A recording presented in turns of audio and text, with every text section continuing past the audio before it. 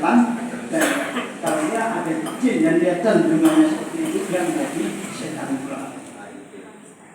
Adapun iblis, maka terjadi peristiwa itu adalah sebuah peristiwa yang di ayat yang ke-34 ini pada dasar manusia.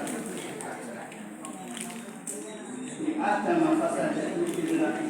Nah, iblis itu terjadi dia karena minal jin, dari golongan jin yang hadir di sebuah pertemuan agung itu. Jin yang ingkar, maka dia jadilah iblis. Dan dia memohon kepada Allah ditangguhkan umurnya, ditangguhkan kematiannya sehingga dia diberikan umur sampai kemudian sampai kiamat. Iblis itu masih ada, namanya Azazil, namanya dia jin, namanya Azazil, mendapatkan predikat sebagai iblis. Nah, dia itu seniornya. Jadi kalau kita melawan dia berat, dia umurnya sudah berapa ribu tahun, ratusan ribu tahun, pengalaman kan jauh. Dengan iblis itu memiliki setannya masing-masing, punya iblis, punya jin yang namanya Qarin itu.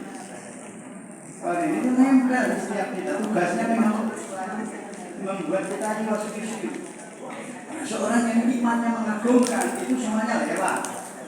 Tapi betapa banyak juga umat Muhammad yang imannya itu tamat ya, sudah tidak mampu mengalahkan itu. Dari bisikan dorongannya. Seringkali kan kita kalau mau melakukan kebaikan itu kita selalu ada dalam tarikan.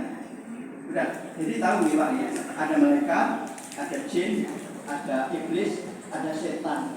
Yang jarang disebut karena tidak ada teks yang mengatakan secara eksplisit tentang azazil itu ada di satu iblis. Jadi sekali lagi, jin yang tidak mau dalam persamaan agung itu kita dipamerkan dari kreasi Allah. Wah, kita punya produk bagus. Jin tidak mau, dia sombong. Jadi ada unsur, ya ada kesombongan dalam dirinya. Oleh karena itu kita harus pegang, bersihkan hati kita. Bagi mereka yang nanti mendapatkan jalan yang mulus ke surga tadi harus bersih hatinya itu dari sifat sombong. Karena sombong itu adalah dosa besar. Yang sombong itu dalam bentuk awakon, dengan tahu menerjemahkan. Itu adalah sifatnya jin yang menjadi iblis.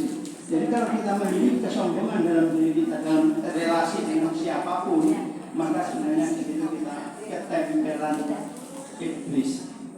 Tingkat apa itu derajat kesombongan yang berbeda.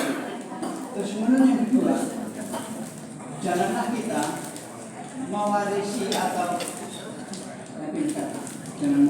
jangan kita seperti Adam yang sudah memperoleh semuanya, tapi Allah nanti berikan tebusannya kan, memperoleh semua kenikmatan, semua kemegahan, semua apa yang kita inginkan, yaitu gambarannya di surga tadi. Tapi Adam masih juga mendatangi pohon itu.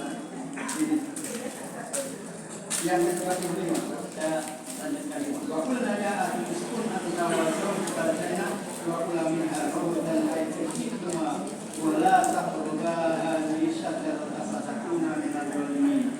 Dan aku katakan kepada Adam setelah peristiwa dia mendapatkan kehormatan diri sudah menjadi makhluk yang sangat unggul tadi. Tinggallah kamu dengan istrimu, istri Nabi Adam, yaitu namanya Hawa, yang diciptakan dari tulang rusuk sebelah kiri. Al-Jannata ini yang saya belum tahu, nanti kapan-kapan kita ketemu lagi. Untuk setelah saya tahu suarga yang ditinggali Nabi Adam itu, suarga yang akan kita datangi nanti atau yang bagaimana? Panjangan ya kan ini saya kan ini gitu ya. Ayo duluan mana? Atau ada yang tidak bisa menjawab sekarang? Ini kan kalimat teks, ya tinggallah di surga bersama istrimu. Walau tak berubah hari sadar dan jangan sakit kaki pohon ini yang disebut tafsirnya adalah pohon kunti, adalah pohon keabadian. Zaman Rasulullah banyak mufassir yang saya sekarang dibuka. Ini sempat saya merasa terwakili oleh sebuah dialog antara Nabi Musa dan Nabi Adam, dan ini menjadi secara itu rohania ya. Peristiwa ini sebuah surat Al-Muqaddas peristiwa yang berkatu dengan roh ketemu.